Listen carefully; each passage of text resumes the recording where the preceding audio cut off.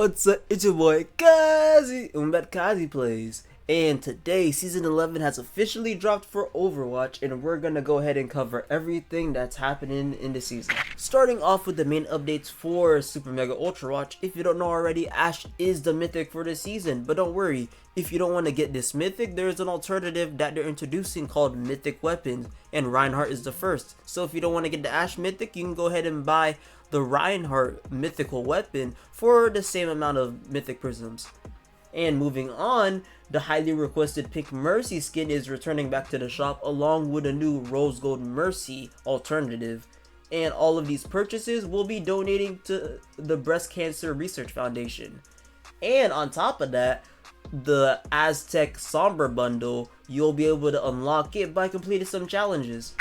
We are also getting something called the Community Crafted mode, and basically in this mode, your favorite creators are going to be revamping a few of the heroes in this game into how they see fit. And also, in the Hero Mastery updates, Kiriko and Sojourn are being added, and the Gauntlet co-op is being removed. We are also getting new Twitch drops, and if you don't know already how to get these Twitch drops, you first have to link your Blizzard account to Twitch, and you'd have to go over to anybody that is streaming Overwatch and has drops on. You would watch them for a certain amount of time, and eventually you would be getting the rewards one by one. We are also getting a new map, Runasapi. This is going to be a push map, and it's based off of Illari's backstory. Competitive play is also getting some changes as well. The rank percentage will now be displayed on the competitive progress page. They're renaming the modifiers win streak and loss streak to win trend and loss trend.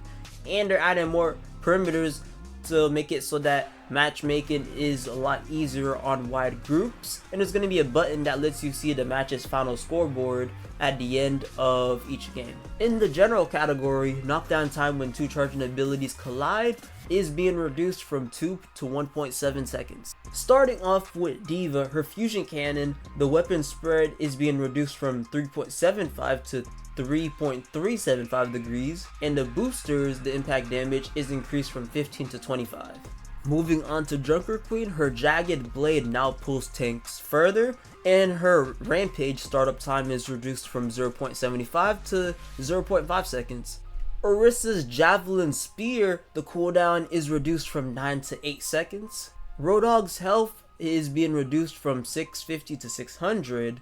His ability Take a Breather, the damage reduction is reduced from 50 to 40%. Cassidy's Peacekeeper, the secondary fire Fan the Hammer, the damage has been reduced from 50 to 45.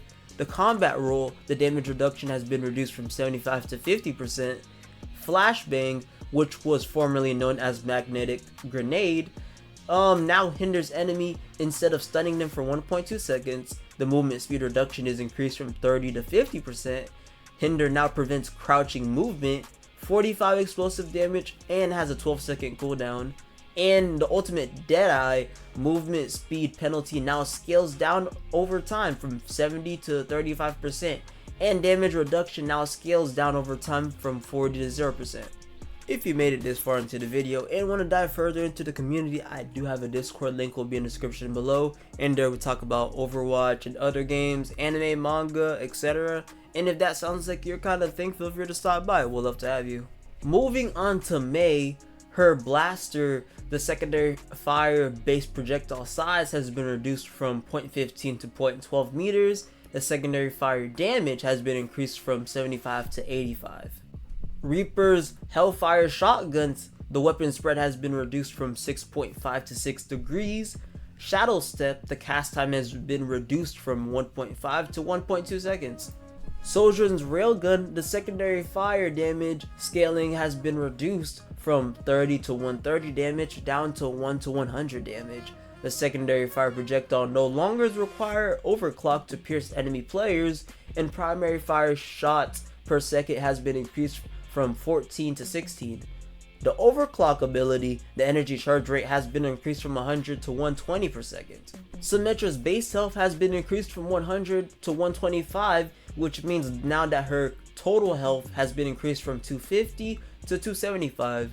Her photon projector, the primary fire charge rate has been increased by 25%. Illari's outburst, the damage has been increased from 10 to 25, And the healing pylon, the healing per projectile has been increased from 30 to 40. And now the healing from the pylon is only half as effective when it's targeting Illari.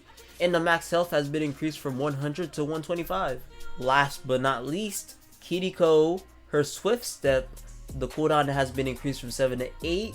And protection Suzu no longer cleanses heart knockdown stuns. For example, like Ryan's Earth Shatter. And finally, the last thing that we're going to talk about, the push map Colosseo. There's been 3 areas on the map that has been revamped in order to create a more smooth gameplay. And those are all the changes for this season. And yeah, let me know in the comments below what you are excited about or what they could have done better for this season. But for me personally, I'm happy that they're showing Illari some love, mainly her pylon, because I feel like it gets destroyed way too quickly, especially in competitive play. But now it'll be able to survive a bit longer, and hopefully it won't be getting destroyed as much. But yeah, if you do want more Overwatch on the channel, why don't you know, go ahead and support your boy. But yeah, I'll go and catch y'all in the next one. Y'all take it easy.